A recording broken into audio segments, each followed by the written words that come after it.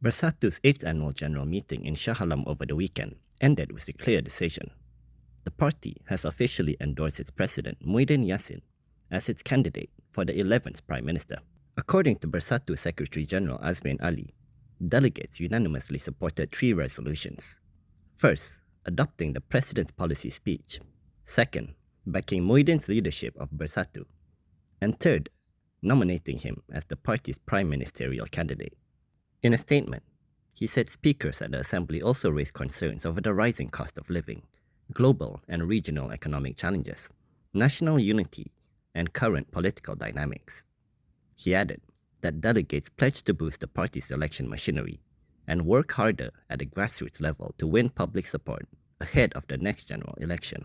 During the AGM, chaos had broke out when Muhyiddin, in his policy speech, claimed that there was a plot to collect signatures to oust him.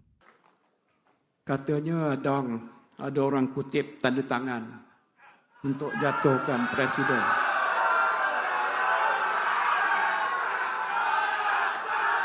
Tak apalah.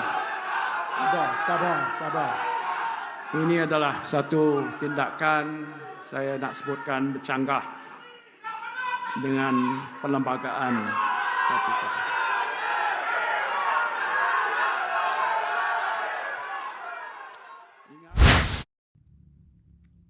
Bersatu is standing firm on its decision to back Muhyiddin Yassin as the party's prime minister candidate.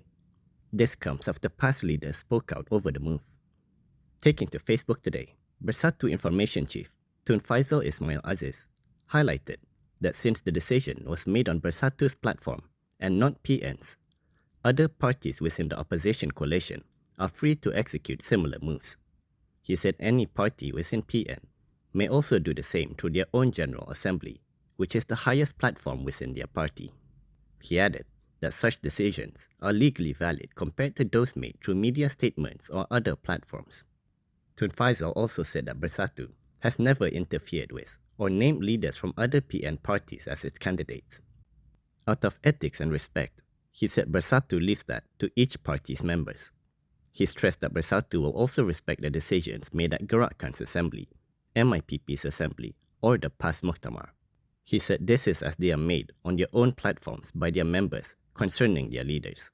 He stressed that Bersatu's decision to unanimously endorse Muhyiddin as the Prime Minister candidate represents the proposal of party members and must be respected as their right and will.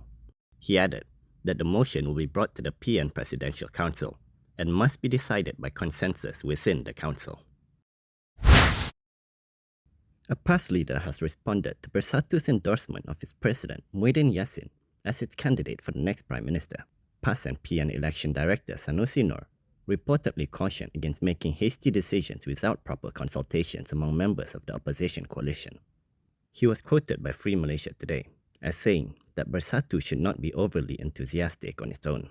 Sanusi said that Bersatu cannot make such vital decisions on its own without the consensus of other coalition partners. Meanwhile, Anwar Musa said that naming a PM candidate isn't PN's priority right now. Instead, he said that the focus should be on strengthening parties and building credible alliances. He added that the political reality shows that no single party has the strength to form a government on its own, which makes it necessary for cooperation with others. He said the task of naming a prime minister candidate should be left to the coalition when the time comes, and it should not be done unilaterally. There must be cross-party consultation. He also stressed on the importance of parties cleansing itself by improving their images and policies, as well as through restoring public trust. Police have launched an investigation into an altercation during Bersatu's 8th annual general meeting at the Ideal Convention Centre in Shah Alam on Saturday. This was after a report on the incident was filed by Bersatu's Chief of Security. Shah Alam District Police Chief Iqbal Ibrahim said the incident is being investigated under Section 160 of the Penal Code, as well as Section 14 of the Minor Offences Act 1955 on indecent behaviour. Iqbal said the complainant, who was on duty during the Bersatu president's speech, saw 2 Malay men, both Bersatu members, stand up and shout, disrupting the president's address. He added that the complainant then approached one of the men to calm him down, but was pulled from behind and fell, leading to a commotion inside the hall. Iqbal said the situation was successfully brought under control by several other Bersatu members, who escorted both men out of the hall, after which the assembly proceeded as usual. No individual sustained injuries, and no property damage was reported during the incident.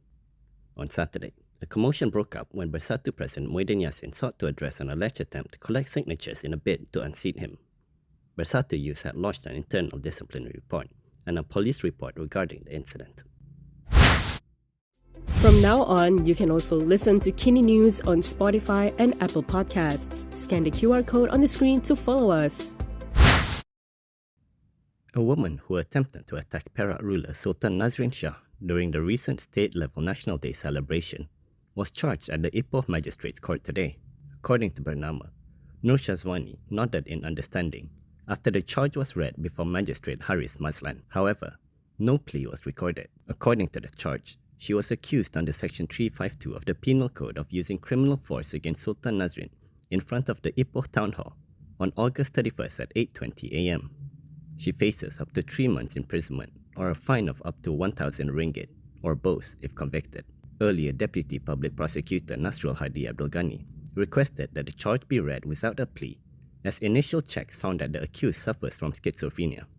Nasrul also requested that the accused undergo examination and monitoring for 1 month under Section 342 of the Criminal Procedure Code. He said this was to confirm the accused's diagnosis, assess her mental state at the time of the incident, and determine whether she is fit to enter a plea for trial. The magistrate allowed the request. Pro-Palestine group Boycott, Divestment and Sanctions Malaysia has hid out at the Suria KLCC management. This was after several participants of a protest against the Gaza genocide were denied entry into the shopping mall yesterday. In a statement, the group said it is very disappointed with the reaction of the KLCC staff towards the protest participants. It added that the actions of the Suria KLCC security staff are nothing short of disgraceful and have tarnished the global image of the Malaysian government as one that is firmly on the side of Palestine.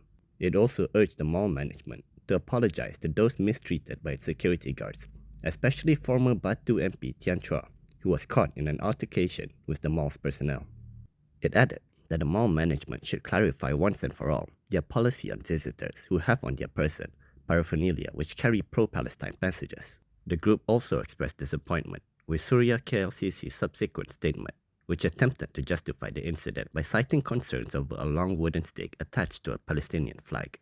Yesterday, Chua had said that he intervened when a female protester was stopped by a security officer attempting to confiscate her Palestinian flag. He further claimed the mall's guards had targeted individuals with Palestinian flags and attire who were earlier involved in a protest opposing US President Donald Trump's upcoming visit to Malaysia for the ASEAN Summit 2025.